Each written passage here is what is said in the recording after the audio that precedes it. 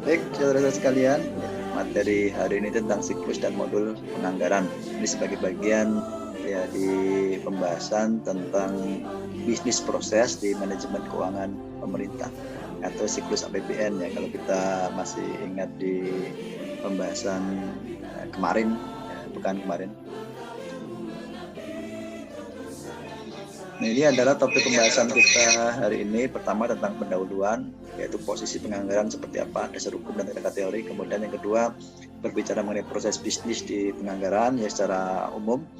Ya, kemudian gambaran umum aplikasinya seperti apa dan risiko dan pengendalian. Jadi memang kita bicara tentang materi di siap ini bukan hanya aplikasi teknis ya seperti misalnya modul anggaran atau penganggaran. Karena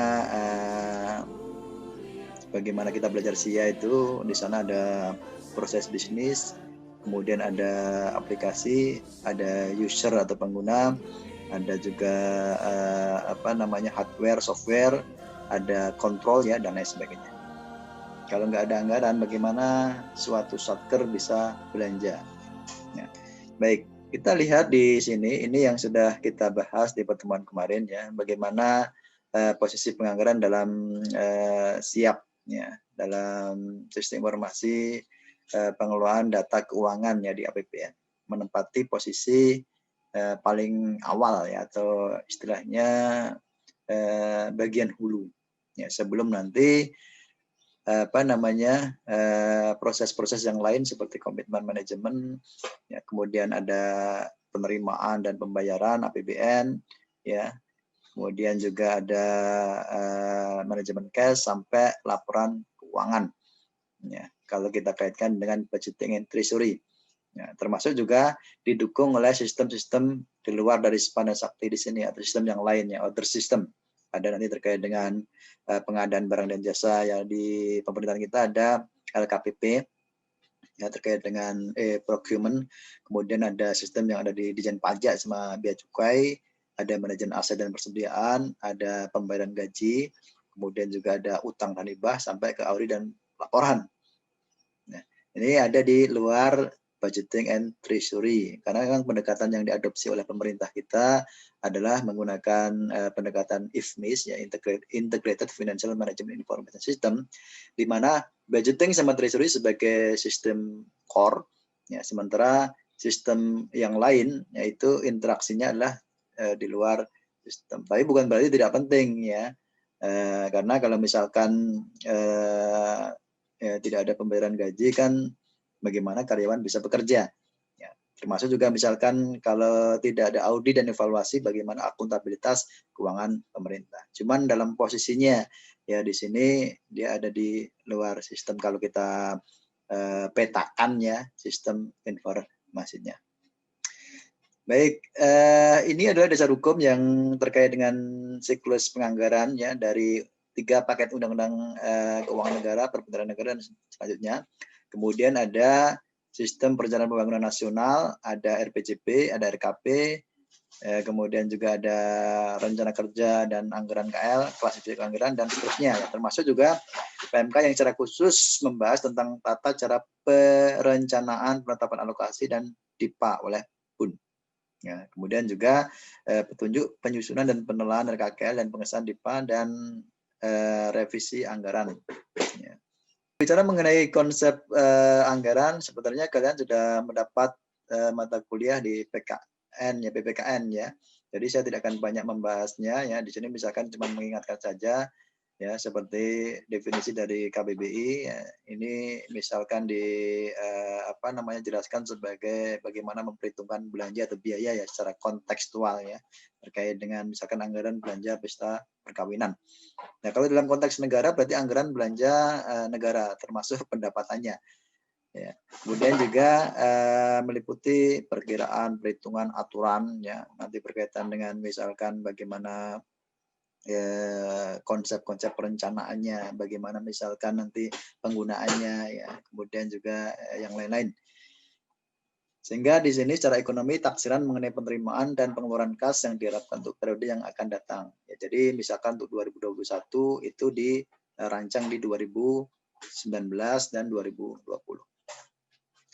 Kemudian juga proses mengikhtisarkan rancangan pengeluaran dan penerimaan keuangan selama jangka waktu tertentu, kegiatan mengalokasi sumber daya yang ada untuk mencapai sasaran usaha dalam jangka waktu tertentu. Makanya kalau tadi presentasi terkait dengan bagaimana alokasi resource yang terbatas di era pandemik tadi, ya maka dengan jumlah resource yang terbatas, ya bagaimana strategi negara untuk mengalokasikan tadi. Kemudian ada definisi-definisi menurut para pakar, ini kalian baca saja ya. Kemudian yang penting menurut KSAP di sini berbicara mengenai pengertian dari anggaran sebagai pedoman tindakan yang akan dilaksanakan oleh pemerintah.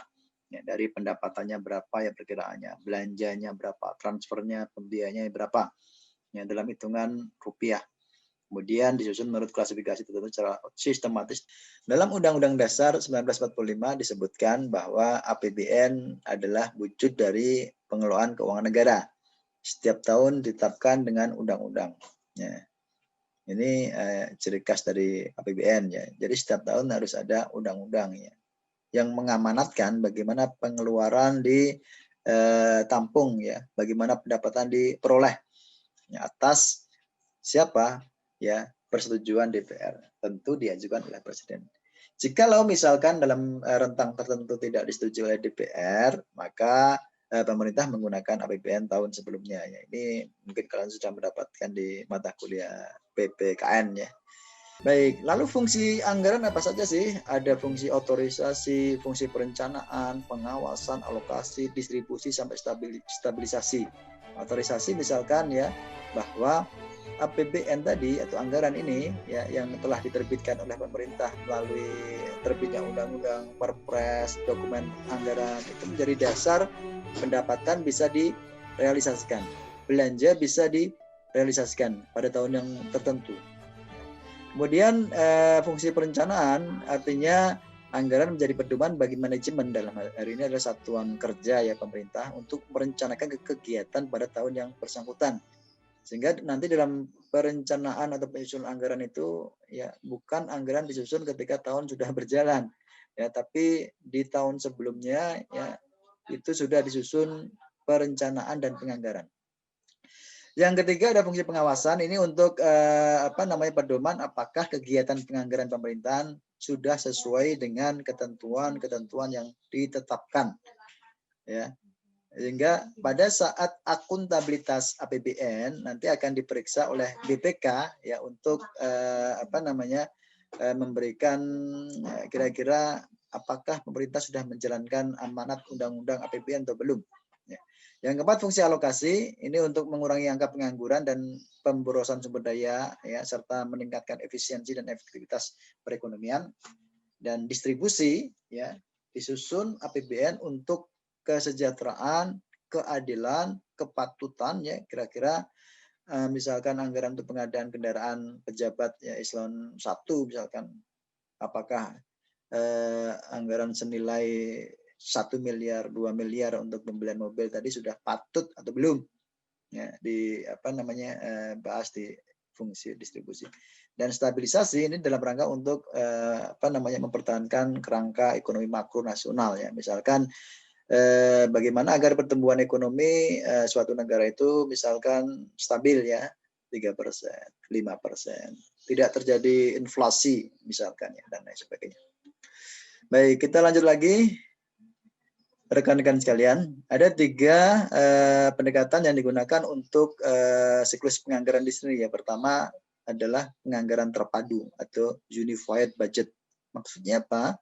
Ya, artinya dalam pendekatan penganggaran di sini ya dilakukan penyatuan atau integrasi dari seluruh proses-proses ya, bisnis, dari perencanaan ya, kemudian penganggaran sampai keluarnya dokumen-dokumen RKKL dan DIPA yang diklasifikasikan berdasarkan unit organisasinya ya, dari Kementerian Keuangan misalkan, kemudian Dijen Pajak ya, kemudian Kantor Pelayanan Pajak Pondok Aren ya, sampai ke tingkat yang paling bawah ya.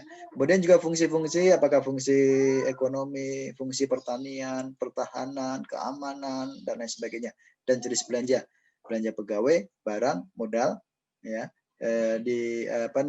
dianggarkan secara terpadu. Kemudian yang kedua adalah penganggaran berbasis kinerja atau performance based budgeting ya, yang lebih dimaknai bahwa ketika menyusun anggaran maka di sana dikaitkan ya antara dana yang dianggarkan dengan hasilnya atau keluarannya ya yang diharapkan. Jadi kalau misalkan pemerintah punya target atau keluaran untuk membangun jalan tol lintas Sumatera ya yang menghubungkan antara misalkan Lampung dengan Aceh ya katakanlah ya, berapa kilometer tuh antara Lampung dengan Aceh. Kalau Anyer sampai Panarukan ya, dari Banten sampai ke Banyuwangi kan paling 1000-an ya, sekitar 1000. Kalau dari Lampung ke Aceh berapa? Mungkin lebih ya, 1200 atau 1500 ya. Jadi outputnya adalah jalan raya, jalan tol sepanjang misalkan 1500 km. Berapa biayanya? Katakanlah misalkan 100 triliun. Ya. Jadi pemerintah menganggarkan 100 T tadi untuk membuat jalan tol lintas Sumatera. Yang ketiga adalah kerangka pengeluaran jangka menengah atau KPJM, atau ini yang biasa disebut dengan Medium Term Expenditure Framework, di mana pada saat menyusun penganggaran ya maka di sana dikaitkan dengan rentang waktu tertentu yang biasanya lebih dari 1 tahun ya, 3 tahun, 5 tahun ya, 10 tahun ya, dan lain sebagainya. Sehingga nanti kaitannya dengan ketika menyusun anggaran tadi ada angka dasar atau base budget ya, katakanlah di tahun pertama atau tahun 0 itu base budgetnya ya untuk Kementerian Keuangan misalkan 10 T ya, di tahun 2000 misalkan ya, kalian sudah lahir belum? Belum lahir ya. Kemudian di 2001 tambah 10%. Ya, di 2002 tambah 10% dan seterusnya. Ya, melalui kerangka di sini dimaksudkan untuk apa namanya membuat perencanaan ya jangka panjang lebih dari 1 tahun. Baik, lalu komponen pokok pendekatan anggaran terpadu itu apa saja?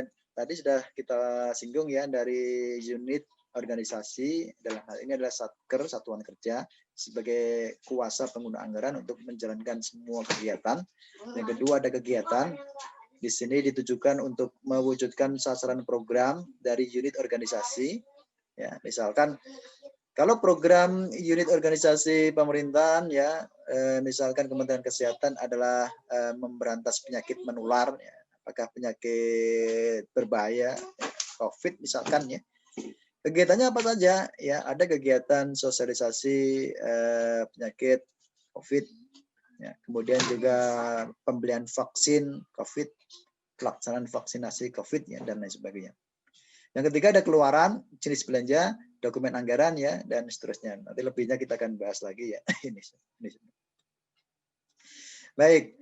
Selanjutnya ada siklus APBN ya. Kenapa disebut siklus? Karena APBN di sini dilaksanakan secara berulang-ulang setiap tahun ya, dalam siklus tertentu. Ya. Jika berbicara mengenai penganggaran, sebelum anggaran tadi bisa dijalankan, maka harus dibuat rencananya. Ya, artinya ada 1 tahun sebelum anggaran itu dijalankan ya, misalkan untuk anggaran tahun 2020, berarti tahun 2019 itu sudah dibuat perencanaannya dan penyusunan anggarannya sampai nanti di awal 2020 bisa dijalankan eksekusi. Di 2021 nanti akan dilakukan akuntabilitasnya, pelaporan keuangannya sampai di bulan Juni. Ya, artinya kalau kita hitung ada 2,5 tahun ya proses-proses dalam satu siklus APBN di sini ya, yang melibatkan proses teknokratis yang melibatkan birokrasi, birokrat ya, pejabat pemerintahan, kemudian politisi, anggota DPR, dan administratif. Nah, di sini kalian bisa lihat ya kerangka teorinya ya, dari Januari sampai Desember ini ya, dimulai dari merencanakan anggaran ya, kemudian ada tahapan-tahapan ya, konsep kebijakan arah APBN, arah kebijakan, kemudian dan prioritas pembangunan nasional ya, ini terus sampai nanti terbit baku indikatif di bulan Maret. Ya, ada trilateral meeting ya, antara Kementerian Keuangan, kemudian Bappenas dan Satker, membahas tentang prioritas ya yang ada di lembaga-lembaga atau Satker.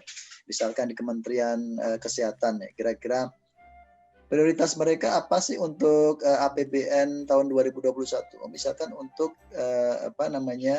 pengadaan vaksin virus corona ya, sebanyak berapa? Sebanyak 300 juta vaksin misalkan. Kenapa jadi prioritas? Karena memang kondisi di Indonesia sedang pandemik. Seperti itu misalkan. Sampai kemudian dibahas dan seterusnya ya, melewati pagu anggaran ya. Dan kemudian juga ketika disampaikan RU dan nota keuangan ya di bulan Agustus oleh Presiden melalui pidato sekitar tanggal berapa ya, 15 16 Agustus dan seterusnya ya. Sampai kemudian nanti di bulan Oktober ketika Perpres rincian APBN tadi sudah terbit, termasuk Undang-Undang APBN ya, tanda tangan Presiden sama DPR, yang mulailah dilakukan penyusunan DIPA. Kemudian baru bisa dijalankan. Ini siklus penyusunan APBN. Ya. Ini berulang kali akan berjalan seperti ini. Kalau kita misalkan lihat di 2020 berarti pelaksanaan APBN di sini adalah bagian berikutnya atau fase berikutnya setelah penyusunan APBN dan pembahasan di tahun 2019 kemarin. Baik, kemudian struktur RKKL seperti apa ya? Meliputi misalkan ada Satker, satuan kerja, kemudian ada program, ada kegiatan, ada output, ada sub-output, komponen, subkomponen sampai ke detail. Ya di sini kalau kita lihat di Satker di sini menggambarkan program dan kegiatan adalah outcome yang ingin dicapai apa saja ya. Kemudian misalkan ya ingin memperlancar ekonomi di Pulau Sumatera ya dengan adanya jalan tol tadi. Ya, ditunjukkan melalui indikator kinerja utama atau IKU. Kemudian di bagian berikutnya di sini setelah program kegiatan ada output dan sub output. Ini adalah indikator kinerja kegiatan. Seperti tadi yang menunjukkan hasil dari kegiatan Satker atau pemerintah itu apa? Ya, outputnya adalah jalan tol sepanjang 100 km misalkan atau 500 km. Baru masuk ke komponen ya, sub output ini rincian dari output. Komponen ini menunjukkan dari tahapan-tahapan pencapaian output ya. Kalau misalkan pembangunan jalan tol kan kalau kita detailkan ya meliputi pekerjaan-pekerjaan seperti mempersiapkan jalannya kan ya, kemudian membebaskan lahannya, kemudian membangun jalan tolnya ya dan seterusnya. Sampai nanti ke akun yang digunakan itu apa, ya belanja apa, ya, kemudian detailnya, perhitungan biayanya berapa saja sih untuk mencapai outcome atau sasaran yang diinginkan. Ini untuk definisi struktur RKKL yang dari Satker program kegiatan ya. Kalian baca saja ya karena nggak terlalu rumit ya di sini. Contoh saja misalkan di atas itu ada Satker, ini adalah unit yang bertanggung jawab dalam pelaksanaan kegiatan. Seperti ada Kejaksaan Tinggi di Yogyakarta ya dengan kode sekian-sekian, ada Kejaksaan Negeri Wonosari, ada PKN STAN ya, ada KPP Pondok Aren ya dan lain sebagainya. Kemudian program kegiatan, keluaran output ya, sub output, komponen, subkomponen. Ya, keluaran itu biasanya menunjukkan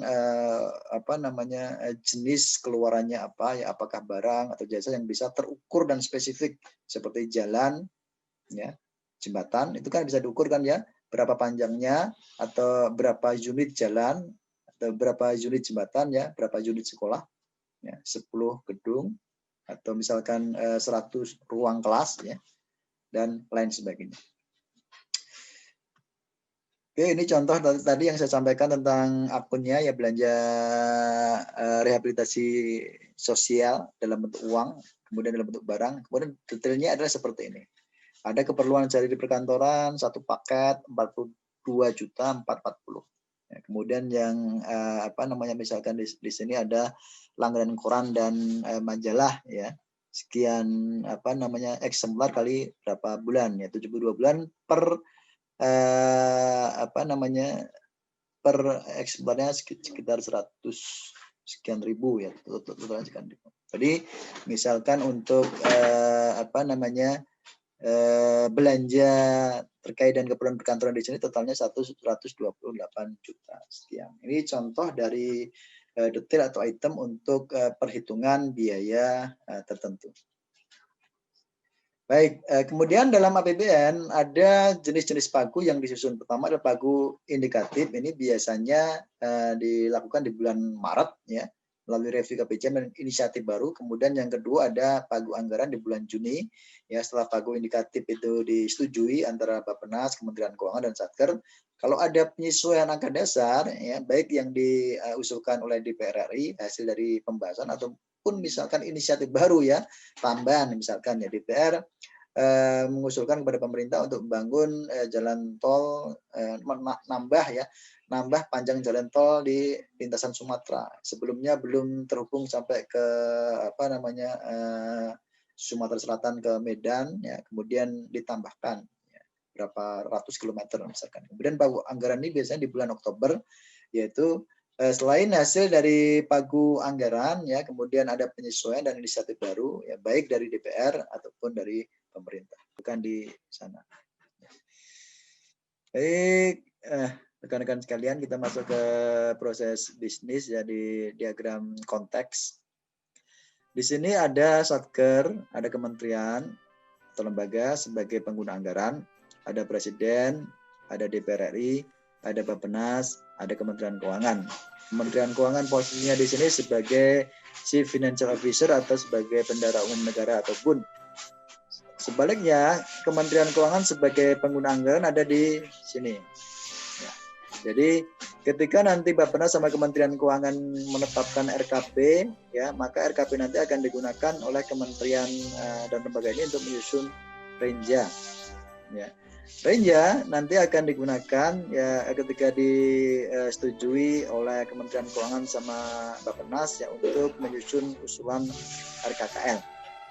Nah, usulan RKKL akan disampaikan di sini, dibahas dengan Kementerian Keuangan ya, khususnya nanti ada Ditjen Anggaran ya, sampai melewati pagu-pagu tadi ya, pagu indikatif, pagu anggaran, ya, kemudian alokasi anggaran. Ketika RKKL sudah jadi, nanti akan disampaikan kepada Presiden dan dalam bentuk rancangan Undang-Undang APBN disampaikan kepada DPR. DPR menetapkan Undang-Undang APBN ya bersama Presiden ya. Kemudian Presiden menetapkan alokasi anggaran ya, dalam bentuk peraturan Presiden atau Perpres rincian APBN. DIPA disusun, diserahkan kepada pengguna anggaran. Selesai. Nah, kalau kita perinci lebih detail ke komponen kegiatan ya, kegiatan dasar ada 3 kegiatan. Pertama itu merencanakan anggaran, yang kedua menyusun anggaran, dan ketiga menyusun dokumen pelaksanaan anggaran. Pada tahapan pertama di sini Bappenas ya dengan tanggung jawab dengan Kementerian Keuangan untuk menyusun RKP, yang kemudian si Satker atau pengguna anggaran akan mengusulkan renja KL. Ya. Ini sebagai nanti untuk menyusun dokumen usulan kinerja. Ya. Bappenas ya berdasarkan renja KL di sini nanti ya dia akan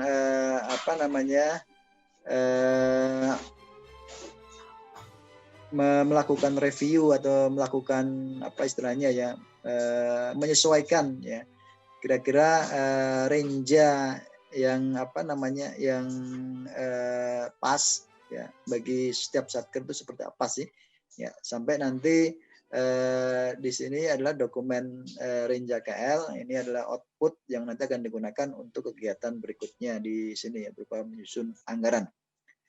Nah, pada tahap inilah kemudian usulan RKKL disampaikan oleh Satker atau pengguna anggaran, termasuk Kementerian Keuangan juga ya, jangan salah ya.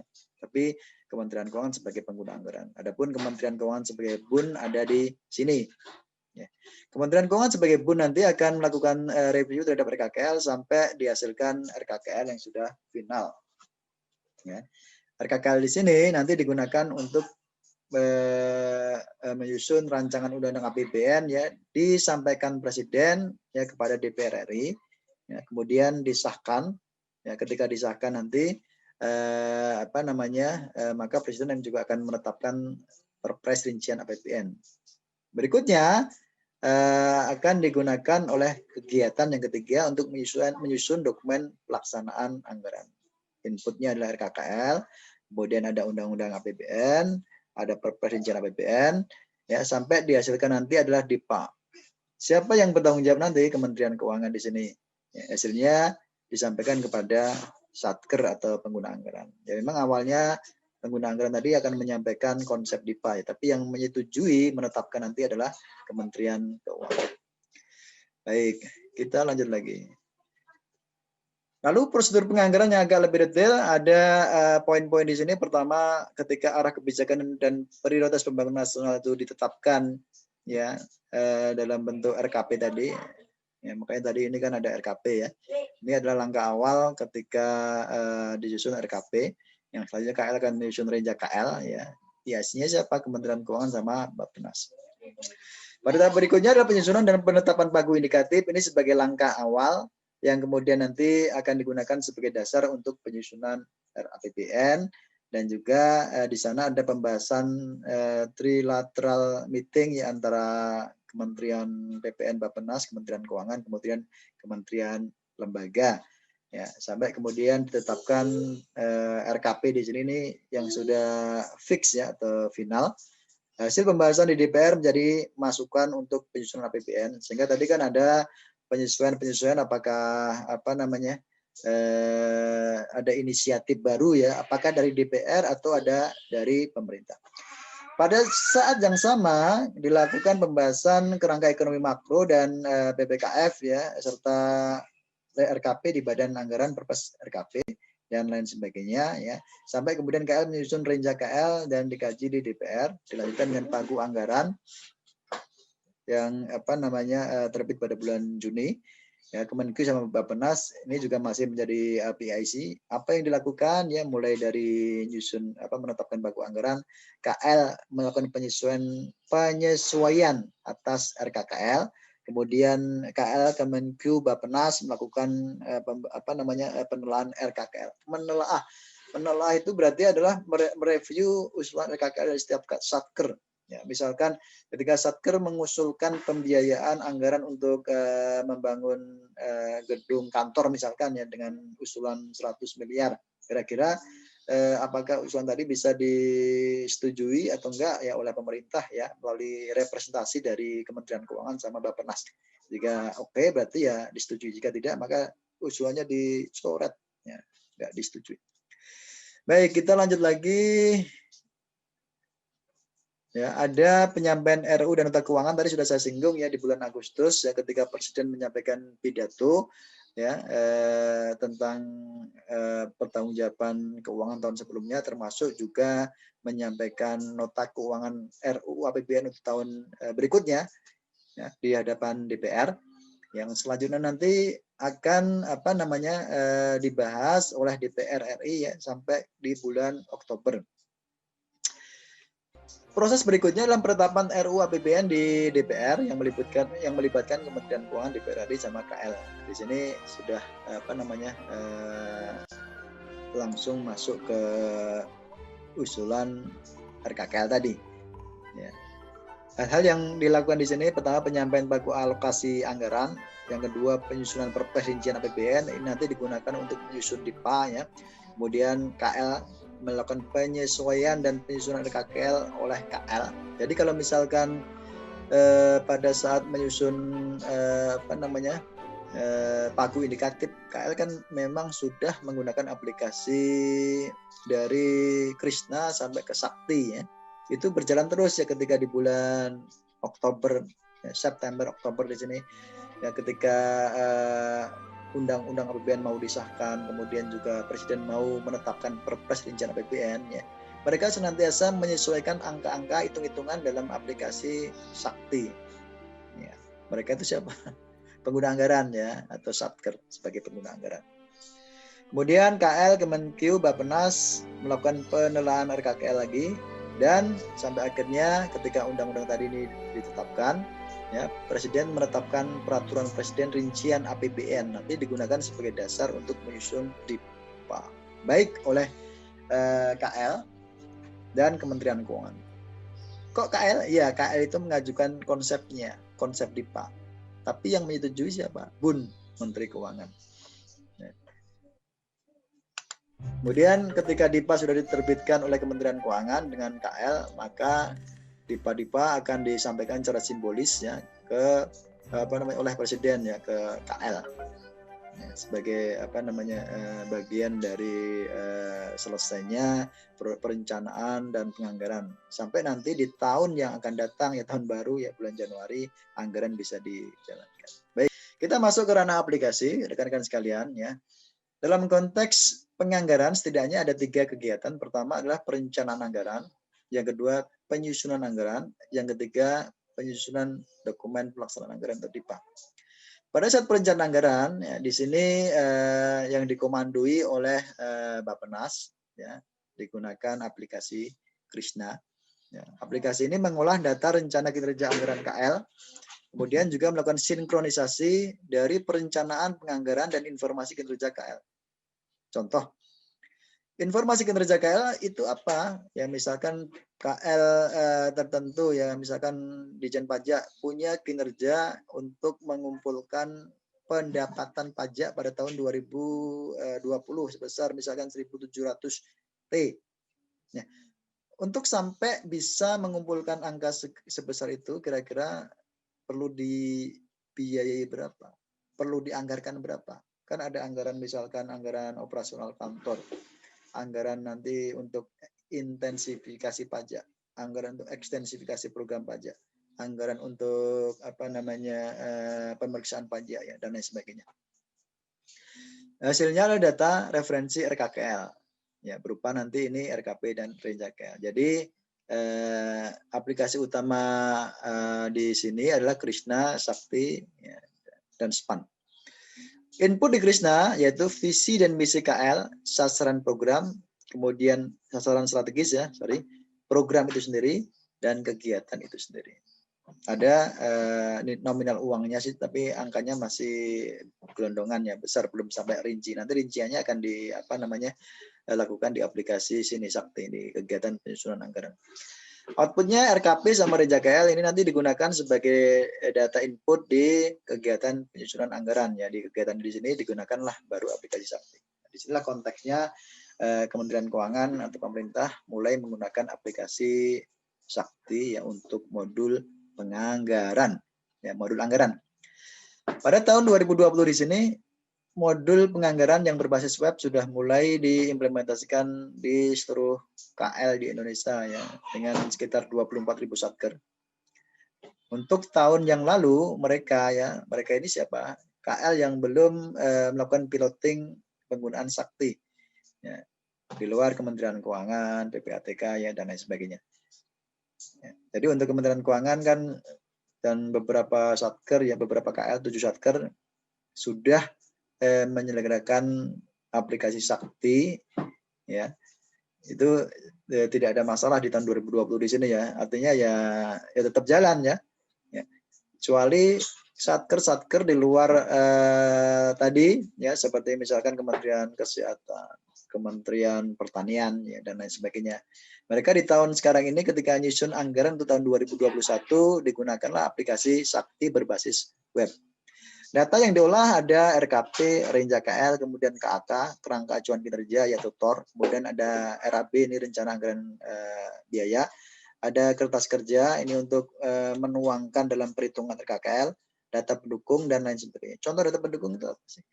Contohnya misalkan ketika suatu satker mengusulkan anggaran untuk pengadaan traktor misalkan ya, kan harus disertai dengan data referensi harga ya, kira-kira price listnya berapa sih traktor tadi ya, itu harus disertakan sebagai data input di sini. Kemudian outputnya adalah RKKL itu sendiri, Undang-Undang APBN, Perpres rincian APBN. Ini kalau kita lihat tadi sudah nampak di sini ya. Nah, ini adalah outputnya, ada RKKL, ada Undang-Undang APBN, ada Perpres rincian APBN. Baik, ya. Begitu selesai, nanti ketika APBN sudah diketok ya menjadi undang-undang, kemudian juga Presiden sudah menetapkan peraturan Presiden tentang rincian APBN, saatnya nanti adalah menyusun DIPA.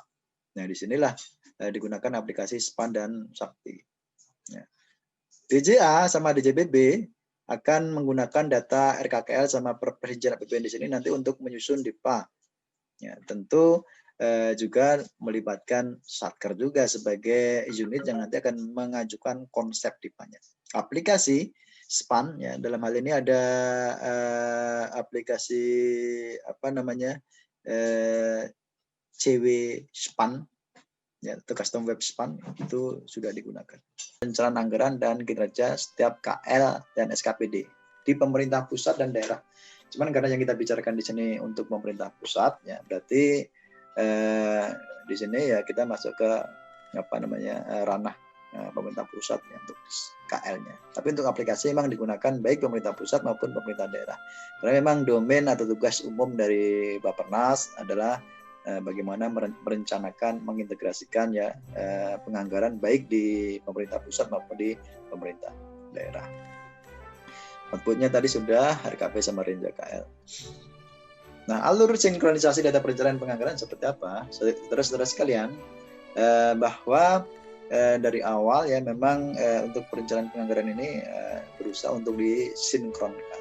Apalagi kemudian ketika pemerintah ya di tahun 2020 di sini punya agenda sinkronisasi ya melalui RSPP-nya ya redesign sistem perencanaan penganggaran, maka bagaimana data-data di antara KL yang berbeda atau aplikasi yang berbeda ini bisa diintegrasikan antara Bappenas Kementerian Keuangan. Makanya kalian bisa lihat di sini ada aplikasi Krishna yang ada di domain utamanya Bappenas ya, sama KL sebagai pengguna. Nanti kan akan digunakan di sini ya Sakti SPAN ya, untuk diolah di modul penganggaran ya, untuk penyusunan anggaran sama penerbitan DIPA.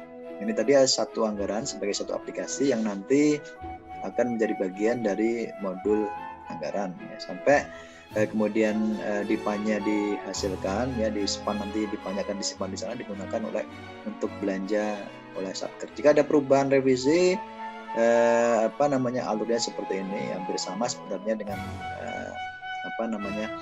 tadi 1, 2, 3 kegiatan yang di diagram DFD level 0 ya. Ini untuk revisi besar yang seperti misalkan APBN perubahan, tapi kalau revisinya kecil nggak sampai ke awal lagi ya, nggak sampai misalkan presiden menyampaikan nota keuangan ya, tergantung dari jenis revisinya. Nanti untuk revisi anggaran kalian bisa baca materi-materi untuk modul terkait ya, dasar hukum juga, termasuk juga di video pembelajaran juga ada ya, karena ada yang revisi sifatnya minor ya, revisi POK atau DIPA yang tidak sampai misalkan merubah undang-undang APBN. Oke, kemudian hasil sinkronisasi dan data perencanaan penganggaran, kalian bisa lihat ya di sini ada RKP, ada integrasi antara Renja KL dan ADIK, ya, arsitektur dan informasi kinerja. Ya, kemudian di sini RKKL. Ya. Di bagian yang warnanya kuning kuning agak tua ya. Ini adalah domain dari Kementerian PPN atau Bappenas, kemudian yang kuning antara Kementerian Keuangan sama Bappenas, yang biru di Kementerian Keuangan. Diawali dari program pembangunan nasional skala prioritas sampai nanti bagaimana menuangkan program prioritas, kegiatan prioritas dan proyek kementerian lembaga yang kemudian akan digunakan untuk nanti menyusun RKKL. Nah, di sini sampai penyusunan komponen ya, dan lain sebagainya digunakan oleh RKKL dari unit sampai ke sub output dan komponen nanti secara detail. Baik, ya di modul penganggaran yang melibatkan Sakti dan SPAN. Ya. Di modul penganggaran adalah ya yang tugasnya untuk menyusun RKKL ya, dengan penyusunan DIPA termasuk adanya perencanaan penyerapan anggaran ya, misalkan di bulan Januari ya rencana penyerapan belanja di Satker Polsek pada Oren kira-kira berapa miliar untuk belanja pegawai, belanja barang, belanja modal sampai di bulan Desember, tapi secara bulanan ya, nggak sampai ke harian. Kalau ranahnya harian nanti masuk ke modul berikutnya, nanti kita akan bahas. Kemudian fiturnya dari menyusun SBK standar biaya keluaran ini, misalkan untuk beli meja kursi berapa sih harga satuannya ya, katakanlah misalkan 300.000 per kursi. Untuk pengadaan vaksin berapa juta sih, misalkan 1 juta per vaksin ya, dan seterusnya. Kemudian fungsi penyusunan anggaran atau kertas kerja RKKL, DIPA, dan seterusnya. Ya, fungsi penyusunan rencana penarikan dan penerimaan dana ini yang kita bahas tadi ya. Penarikan per bulan atau penerimaan per bulan berapa. Fungsi pembuatan usulan revisi, ini ketika revisi tadi, apakah revisi POK, DIPA, ya, dan lain sebagainya. Apa keunggulan aplikasi Sakti Web Modul Penganggaran? Saudara-saudara, di 2020 di sini pemerintah atau Kementerian Keuangan mulai menerapkan implementasi modul Sakti berbasis web. Sebelumnya di 2019-2018 ya modul-modul Sakti yang digunakan di Kementerian Keuangan ya. Ingat di kementerian lain kan baru di tahun 2020 di sini. Masih berbasis komputer atau PC. Ya, belum menggunakan basis web atau web based. Ada pembagian role peran antara user sebagai operator sama approver. Kemudian database-nya tunggal. Ini sudah kita bahas di pertemuan sebelumnya ya. Pengiriman data usulan revisi otomatis, terdapat log transaksi, catatan transaksi atau histori transaksi, logging pagu dikunci, kemudian juga alur keuangan yang streamline dari penganggaran sampai ke laporan. Artinya kalau kita bicara mengenai bagaimana penyusunan laporan keuangannya nanti ya, dari data di penganggaran nanti akan digunakan di modul-modul yang lain ya, modul belanja, modul penerimaan ya. Jadi misalkan jurnal di modul pembayaran nanti akan secara otomatis masuk ke modul laporan. Walaupun ada juga sifat transaksi yang harus diinput secara manual di modul penyusunan laporan keuangan. Nanti kita akan bahas di materi berikutnya. Ini misalkan peran operator, bedanya apa antara approver atau KPA Satker ya. Membuat rencana kerja anggaran Satker, berarti dia menginput data anggaran, mencetak RKKL, mencetak lampiran RKKL sampai mengakses data referensi dan lain-lain. Kemudian approver itu persetujuan data RKKL.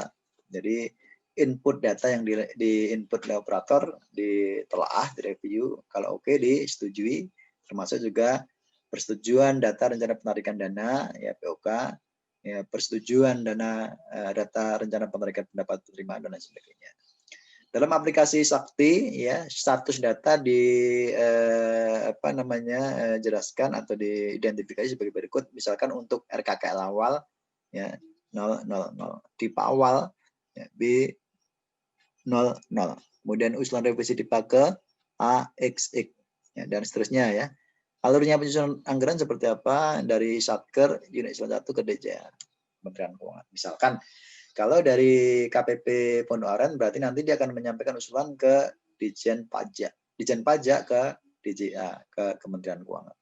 Untuk revisi DIPA ini kalau misalkan ada perubahan ya di tengah jalan misalkan di tahun 2020 di sini Satker dia menyampaikan ke Kanwil apa ini Kanwil DJPB di mana-mana ya. Kalau Satkernya ada di Banten Pondok Aren berarti ke Kanwil DJPB wilayah Banten. Kalau ada di Jawa Barat ya Kanwil DJPB Jawa Barat yang ada di Kota Bandung ya. Kalau di Jakarta ya Jakarta. Kemudian ke SPAN, sistem SPAN.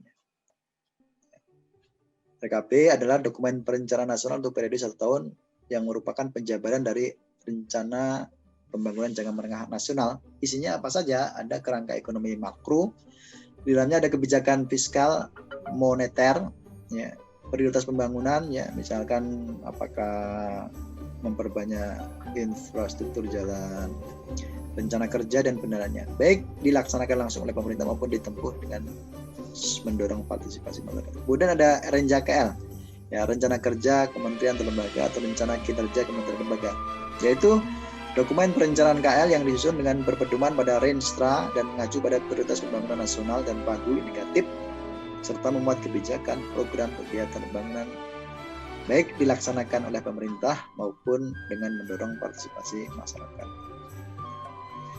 Kedua dokumen ini nanti kan menjadi input di kegiatan penganggaran ya. Kemudian ini contoh untuk RKP.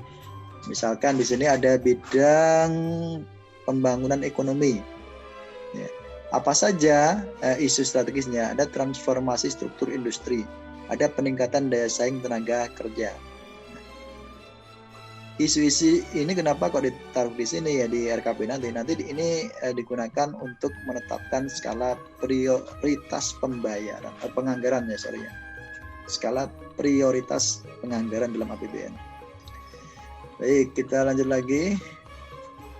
Ini contoh apa namanya rekap ya, Renja KL. Dari nama kementeriannya, visi, misi, kemudian prioritas nasional, kodenya, urainya apa ya, kemudian alokasi biayanya berapa saja ya. Saya kurang jelas ya, kalian bisa nanti browsingnya di internet untuk melihat dokumennya lebih detail, apa namanya kurang jelas. Kemudian gambaran tentang input untuk aplikasi Sakti tadi ada KAK, kerangka acuan kinerja kerja ya, yaitu semacam dokumen yang memberikan gambaran umum dan penjelasan mengenai output yang akan dicapai dengan tusi unit eselon 1. Latar belakangnya apa, siapa penerima manfaatnya, strategi pencapaiannya seperti apa, waktu pencapaiannya seperti apa, dan berapa biaya yang diperlukannya. Cuman biaya yang diperlukan di situ masih gelondongannya. Angka apa namanya, angka misalkan 1 miliar, 200 juta, 5 juta, dan lain sebagainya. Rinciannya baru dibuat di dokumen RAB ya di sini ya. RAB ini menjelaskan KAK secara lebih lanjut hingga level tahapan komponen. Ya, jadi di sini didefinisikan sebagai dokumen pendukung KAK yang menjelaskan besaran total biaya tiap komponen yang merupakan tahapan pencapaian output kegiatan. Sampai ke kertas kerja, ini adalah dokumen atau apa namanya media yang digunakan untuk menyusun RKKL. Baik. RKKL ya, setiap tahun kementerian lembaga sebagai pengguna anggaran ya wajib menyusun RKKL sesuai dengan tahapan penganggaran dari pagu indikatif, pagu anggaran, alokasi anggaran. Ya, proses perencanaan dan penganggaran memerlukan waktu 1 tahun ya kurang lebihnya ya, sejak ditetapkan arah kebijakan dan prioritas nasional di awal Januari sampai nanti ketika DIPA terbit. Ya, DIPA RKKL disusun secara berjenjang dari rencana kerja dan anggaran satuan kerja RK Satker dan RKKL unit eselon 1. Jadi ibaratnya dari KPP Pondok Aren naik ke kantor wilayah ya, Kanwil DJP Banten, kemudian naik lagi ke Dijen Pajak ya untuk Kementerian Keuangan. Untuk Polri misalkan dari Polsek Pondok Aren, kemudian ke Polda ya, Polda Banten, naik lagi ya ke unit eselon 1-nya di kepolisian sana, di direktorat apa misalkan. Baik, informasi di RKKL dari identitasnya, informasi kinerjanya ya dari visi misi sampai ke indikator kerja kegiatan, belanjanya, yaitu total anggaran KL, total anggaran per sasaran strategis sampai ke total anggaran menurut prioritas atau fokus. Informasi pendapatan, total pendapatan KL, ya ini untuk KL yang punya apa namanya tugas untuk memungut pendapatan apakah pajak atau PNBP dan lain sebagainya. Kemudian juga ada deskripsi ya, seperti strategi pencapaian sasaran strategis, strategi pencapaian outcome, ya, penjelasan apa namanya jumlah satker per eselon 1 dan lain sebagainya. Formulir RKKL dan informasinya dari formulir 1 rencana pencapaian sasaran strategis pada KL, outcome KL, isinya ini ya sasaran strategis KL sampai ke apa di sini program dalam satu KL, outcome dan lain seterusnya. Ada formulir 2 juga rencana pencapaian hasil unit organisasi, outcome eselon 1, formulir 3 juga sama. Lebihnya nanti kalian baca. Nah, ini contoh dokumen untuk formulir 1, sayang juga agak kurang jelas ya. Ini ada visi misi, kode uraian, targetnya, tahun, dan seterusnya. Formulir 2, formulir 3, ada KK ini contohnya ya. Ini ada Kementerian Unit Eselon 1, 2, programnya apa, hasil atau outcome-nya apa, kegiatannya apa, sampai ke nanti latar belakang ya, sampai biayanya berapa. Kemudian ada contoh RAB-nya seperti ini, hitung-hitungan ya. Volumenya berapa, kemudian juga rincian perhitungannya seperti apa, jumlahnya berapa, harga satuannya berapa, totalnya berapa. Nah, RKKL kemudian dituangkan dalam kertas kerja Satker, bentuknya seperti ini ya. Nama kementerian sampai alokasinya berapa. Ini Satker. Kodenya, program, kegiatan, dan seterusnya, perhitungan tahun, volumenya, harga satuan, jumlah biaya 276. Ya, ini adalah untuk program pendidikan sebesar ini. Untuk menggambarkan kegiatan di mana? Ini contohnya kegiatan ya, totalnya 276. Angka 276 nanti akan muncul di KAK. Ya, kalau kita balik lagi ke halaman sebelumnya ya. Mana KAK? Nah, ini ya. Angka 276 nanti akan muncul ke sini. Dijelaskan dalam RAB. Nah, RAB sini termasuk juga muncul di kertas kerja Satker. Baik, terakhir adalah DIPA. Rekan-rekan sekalian, dalam DIPA itu dibagi menjadi dua. DIPA untuk bagian anggaran kementerian lembaga, kemudian DIPA untuk bagian anggaran BUN, ya, non-KL. Artinya di sini bukan sebagai pengguna anggaran di KL, tapi sebagai BUN dalam konteks Kementerian Keuangan. Ada BUN untuk misalkan belanja subsidi, belanja transfer ke daerah, ya, dan lain sebagainya. DIPA disusun oleh pengguna anggaran berdasarkan RKKL yang telah disetujui oleh DPR dan ditetapkan Perpres ya mengenai rincian APBN atau daftar hasil penelahan rencana dana pengeluaran bendahara umum negara, ya, dan seterusnya. DIPA induk ada DIPA petikan. DIPA induk ini menggambarkan seluruh akumulasi dari DIPA ya, yang ada di unit eselon 1. Ya, per Satker. Jadi kalau misalkan di unit eselon 1 di Jen Pajak mempunyai Satker yang sangat banyak kan KPP ya, dari KPP Pondok Aren, KPP Pasar Minggu, KPP Kalibata, KPP Kota Medan misalkan KPP Kota Malang dan lain sebagainya. Itu kan sebagai KPP ya. Mereka nanti diberikan DIPA petikan. Tapi unit eselon 1 di Jen Pajak sebagai pengguna anggaran ya. Dia akan mendapatkan DIPA induk yang berisikan ringkasan atau akumulasi dari DIPA per Satker. Integrasi modul penganggaran ya dimulai dari aplikasi RKKL DIPA ini untuk Satker yang belum menggunakan modul penganggaran ya di tahun 2019. Untuk tahun 2020 ya ini sudah wassalam ya, nggak dipakai lagi soalnya. Nah, tapi KPJ masih dipakai, kemudian GPP ini penggajian dipakai, Krishna dipakai, kemudian SAS ini masih dipakai untuk Satker di luar dari Kementerian Keuangan, ya. Kemudian POK ini juga masih dipakai, TPNBP ini masih dipakai, ini target penerimaan negara bukan pajak, ya. Saling berkaitan dengan aplikasi modul penganggaran Satker. Baik, yang terakhir ya, resiko di sini ya kalau kita lihat ya di penganggaran ada risiko-risiko yang terkait dengan pertama data induk yang tidak akurat dan tidak valid. Apakah ini terjadi karena keteledoran atau misalkan terjadi karena aplikasinya kurang diterapkan ya kontrol input proses dan lain sebagainya. Sehingga salah satu pengendalian nanti di sini adalah dengan integritas pemrosesan data. Ya, yaitu bagaimana input perkuat ya prosesnya, outputnya dan lain sebagainya. Ini di SIA kalian belajar di pertemuan keberapa ya, ke-5 sama ke-6 kalau nggak salah ya. Kemudian pembatasan akses pada data induk ya dilakukan agar perubahan-perubahan itu tidak dilakukan oleh orang yang tidak punya hak atau berhak ya.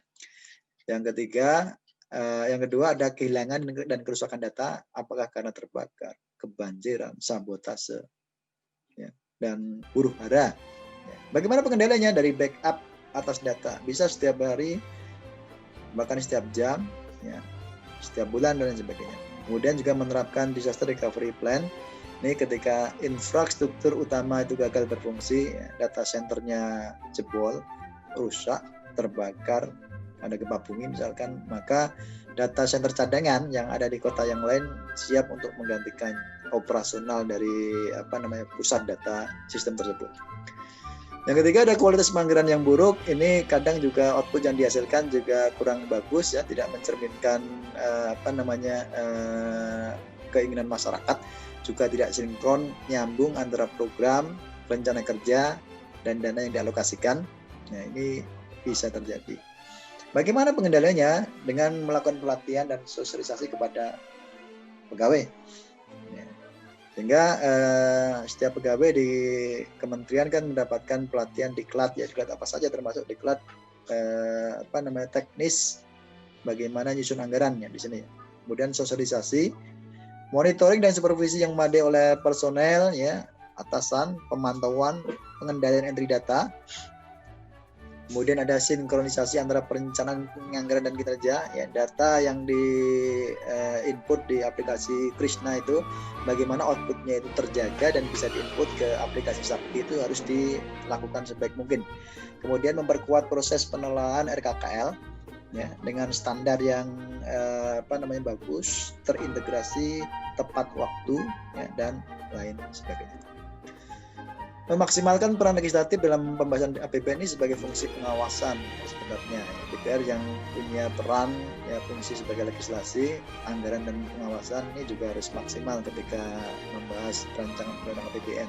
Jangan sampai misalkan ketika pemerintah ya harusnya menganggarkan untuk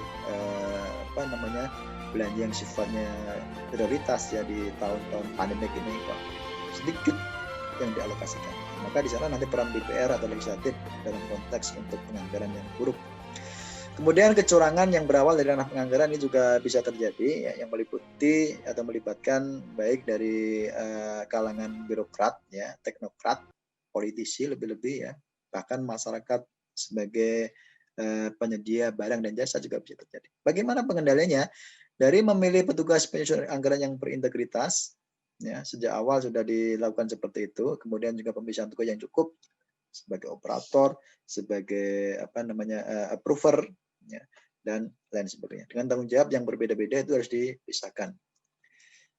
Rotasi jabatan dan cuti wajib ini juga menjadi keharusan ya, karena kalau tidak dilakukan ya mungkin nanti suatu kali jika ada kedapatan seorang yang tugasnya nyusun anggaran ya, nggak akan ketahuan kalau dia menyembunyikan sesuatu.